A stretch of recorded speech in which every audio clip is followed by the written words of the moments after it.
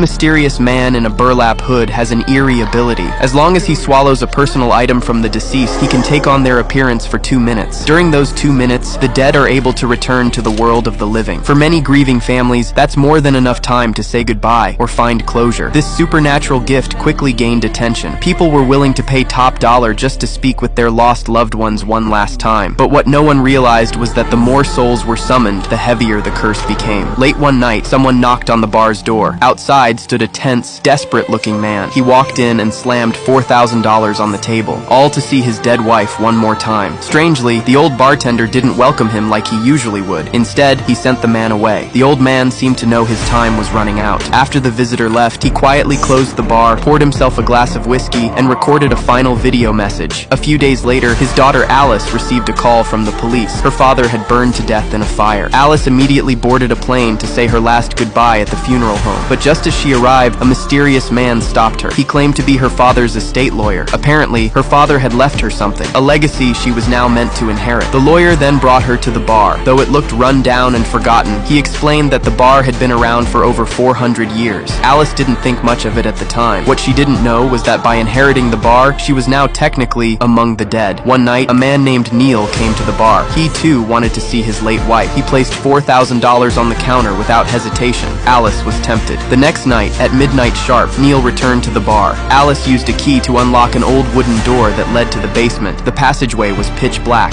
As they stepped inside, there wasn't a soul in sight, just 2 chairs in the middle of the room, eerily arranged. Beside them stood a bizarre statue, clutching its own severed head, and in the back wall, a gaping, jagged hole. Neil called into the darkness, but nothing answered. Alice and her best friend giggled nervously. The whole thing felt a little absurd. Thinking maybe he'd done it wrong, Neil asked Alice to perform the summoning instead. That's when things turned chilling. From the hole in the wall, a faint shadow began to emerge. A withered, skeletal hand crept out. A figure followed, its head covered in a rough gray sack. The sack-headed creature stumbled fully into the room, yet Neil didn't seem scared. Instead, he begged the creature for help, but it ignored him completely and started walking straight toward Alice. Frightened, Alice told it to back off. To her surprise, the creature actually stopped. It seemed to recognize her as its master. Testing this theory, Alice ordered it to step back. Obediently, the monster retreated. That's when Neil realized the truth. After her father's death, Alice hadn't just inherited the bar, she had inherited control over the creature as well.